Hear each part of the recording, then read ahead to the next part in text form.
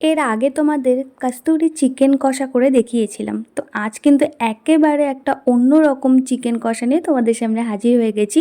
একদম ভাজা মশলা চিকেন কষা। তো এটা আমি কি করে করলাম সেটাই তোমাদের সাথে শেয়ার করব।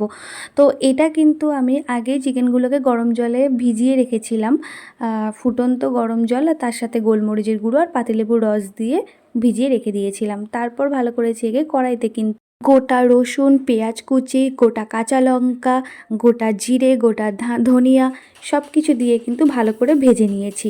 তারপরে শিলনোড়ায় কিন্তু ভালো করে বেটে নিয়েছি। আর তোমরা জানো তো যে শিলনোড়ায় বাটা মশলার স্বাদই আলাদা।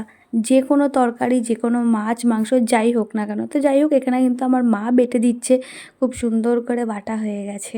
তারপরে এই যে আলুগুলোকে ভেজে তুলে নিয়ে আর মাংসগুলোকে ছেঁকে নিলাম। তারপরে একে একে গোটা গরম মশলা দিয়ে টমেটো কুচি, স্বাদ মতো নুন দিয়ে সুন্দর করে কিন্তু কড়াইতে কষানো হচ্ছে। তো তারপরে ওই যেই মশলা বাটাটা ছিল তার মধ্যে কিন্তু নুন হলুদ দিয়ে একটু জল দিয়ে কড়াইতে দিয়ে দিলাম। তো এভাবেই কিন্তু মাংসটা রান্না করতে হবে। আর সত্যি কথা বলছি, জাস্ট দুর্দান্ত হয়েছিল মাংস রান্নাটা। যে একবার খাবে সে আর ভুলতে পারবে না। তোমরা কিন্তু অবশ্যই বাড়িতে এটা ট্রাই করবে। সত্যি কথা বলছি, দারুণ রান্নাটা হয়েছিল। তো আমি কিন্তু রান্নাটা করিনি, সবথেকে বড় কথা হচ্ছে রান্নাটা আমি করিনি, করেছে আমার পিসি। তো অবশ্যই আমি বাড়িতে গিয়ে এটা ট্রাই করব।